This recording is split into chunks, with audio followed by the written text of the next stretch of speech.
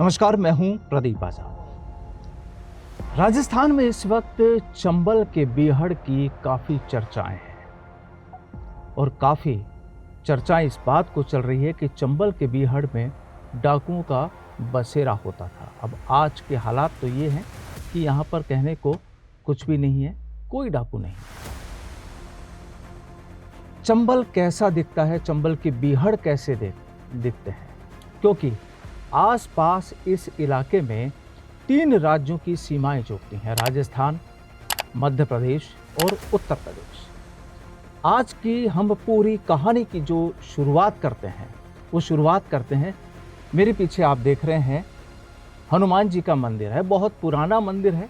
और ये हनुमान जी का जो मंदिर है ये दरअसल आम नहीं बल्कि चंबल के बीहड़ के बीच मौजूद है। और चंबल का इलाका कैसा नज़र आता है ये आप मेरे इस साइड भी आप देख सकते हैं कि किस तरीके से जो मिट्टी के रेत के जो धोरे हैं वो यहाँ पर नज़र आते हैं, जिनको हम बीहड़ कहते हैं। बीहड़ इलाका दरअसल चूँकि डकैतों का किसी वक्त में यहाँ पर बसेरा हुआ करता था, ठिकाना हुआ करता था। और उसी की वजह से दरअसल 2 इलाके कहे जाते हैं इस इलाके में, डांग क्षेत्र और बीहड़ इलाका। चारों तरफ मेरे मंदिर के आपने इस तरफ भी देखा और अब आप दूसरी तरफ भी यहाँ पर देख सकते हैं कि किस तरीके से दूर तलक जहाँ भी आपकी नज़र जाती है कई किलोमीटर की दूरी पर यहाँ पर चंबल के बीहड़ ही नज़र आते हैं। अब चंबल के बीहड़ की क्या है पूरी कहानी, क्या है यहाँ जो डाकुओं को लेकर जो चर्चाएं चलती थी, और इस वक्त जिस तरीके से यहाँ पर जो अपना बसेरा बना रखा था कुख्यात डकैत जगन गुर्जर ने, उसके बाद में वाकई एक बार फिर से चर्चाओं में आ गया ये चंबल का बीहड़। तो आज धौलपुर से करीब 30 किलोमीटर दूर चंबल के बीहड़ में हम लोग मौजूद हैं और आज पूरा आपको बताएंगे कि किस तरीके से चंबल के बीहड़ की कहानी शुरू होती है और कैसे रहते थे यहाँ पर कुख्यात डकैत अपने साथियों के साथ।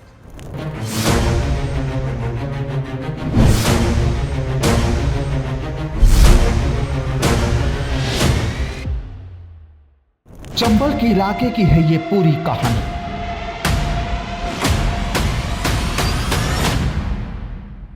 कहा जाता है कुख्यात डकैत रहे जगन गुर्जर के साथ ही ये था बागियों का ठिकाना।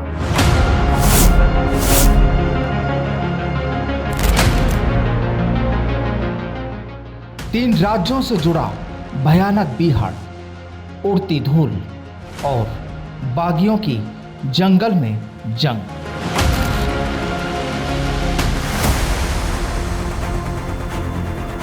कहते हैं कि एक वक्त था जब यहाँ बागियों की बिना इजाजत परिंदा भी पर नहीं मार सकता था। फिर पुलिस की तो बिसात ही क्या थी, कई कुख्यात बागियों या फिर कहीं डकैतों ने इस इलाके को एक वक्त में अपना ठिकाना बनाया हुआ था और उनका खौफ पूरे जंगल में चलता था। लेकिन बदलते वक्त के साथ यहाँ के हालात भी अब बदल रहे हैं। तो चलिए मेरे साथ सीधे बागियों के रहे गढ़ में, जहाँ की तस्वीरें देखकर आप हैरान रह जाएंगे और फिर कुछ सवाल भी आपके जहन में जागेंगे जरूर। वाकई चंबल के बीहड़ की कहानी आम नहीं बल्कि काफी खास है। अब जरा इन तस्वीरों पर नजर डालिए।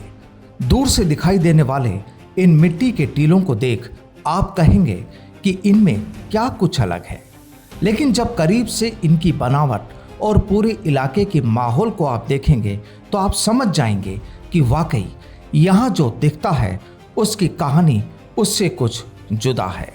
सैकड़ों किलोमीटर दूर तक फैला सन्नाटा, लेकिन इसी सन्नाटे के बीच अब कुछ चहलकदमी भी नजर आती है जो यहाँ की कुछ अलग ही बात को बयां करती है। दरअसल ये पूरा इलाका है धौलपुर जिला मुख्यालय से करीब 30 किलोमीटर की दूरी पर और यहाँ तक पहुँचने के लिए कई छोटे बड़े गांवों के रास्तों से आपको गुजरना होगा। पीके टाइम्स की टीम इन्हीं बीहड़ों की पड़ताल के लिए पहुंची तो करीब इस दौरान 25 किलोमीटर का पैदल सफर कब पूरा हो गया पता ही नहीं चला, क्योंकि इन इलाकों में आपकी गाड़ी नहीं बल्कि यहाँ का सफर आपको पैदल ही पूरा करना होगा। रेत के ऊंचे नीचे टीले और जंगली पेड़ों से भरा सफर। अब कहाँ कोई जंगली जीव जंतु आ जाए वो डर भी अलग। और फिर आप सोचिए कि आज से कुछ सालों पहले जब इन्हीं टीलों के बीच डाकू जब अपना बसेरा बनाते थे तो उस वक्त के हालात कैसे होते होंगे। चंबल के बीहड़ जो मुख्य रूप से मध्य प्रदेश, उत्तर प्रदेश और राजस्थान की सीमाओं के साथ चंबल नदी के किनारे फैले हुए हैं, दुनिया की सबसे खतरनाक भूल भुलैया माने जाते हैं। नदी द्वारा मिट्टी के कटाव से बनी ये गहरी खाइयाँ कभी डकैतों का गढ़ हुआ करती थी, लेकिन भूभाग को देखा जाए तो हालात कुछ ज़्यादा बदले नहीं हैं। कहते हैं कि डर के आगे ही जीत है, और ये तमाम जो तस्वीरें हैं ये कुछ वही कहानी कहती है कि जहाँ पर सालों पहले दस्युओं का या बागियों का आतंक रहा करता था, और ये वो रास्ते जहाँ से उनको भी और जो भी लोग इधर से गुजरना चाहें उनके लिए भी काफ़ी कठिन रास्ता ये माना जाता है।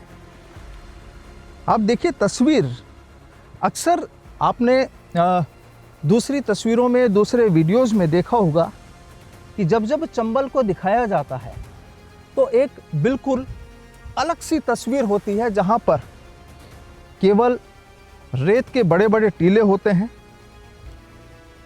आसपास चारों तरफ रेत ही रेत होती है। लेकिन एक दूसरी तस्वीर ये भी है कि उन्हीं रेतों के बीच में, उन्हीं बीहड़ों के बीच में रास्ते वो भी होते हैं जहां पर पगडंडियों के जरिए कोई भी कभी भी कहीं भी छुप सकता है, और जिसे तलाशना आसान काम नहीं होता। और शायद यही तमाम चीज़ों को, क्योंकि सवाल जब ये उठता है कि डाकू या बागी जो लोग हैं वो ऐसे ही जगहों को अपना ठिकाना क्यों बनाते थे, तो उसका जवाब आप सीधा सा समझ सकते हैं कि इन जगहों को वो ठिकाना इसलिए बनाते थे कि आसपास आसानी से लोग यहाँ पर पहुँच ना सके, पुलिस उन तक ना पहुँच सके, और वो अपनी ज़िंदगी इन्हीं धोरों के बीच, इन्हें कटीली झाड़ियों के बीच गुजार सके।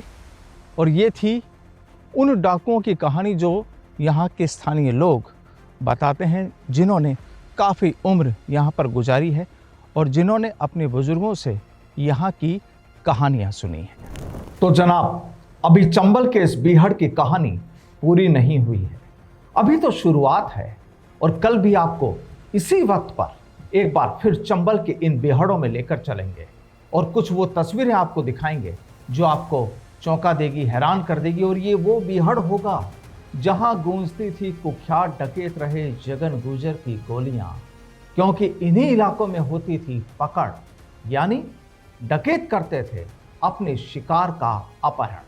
तो कल फिर मुलाकात होगी एक नई तस्वीर के साथ, नई कहानी के साथ। नमस्कार।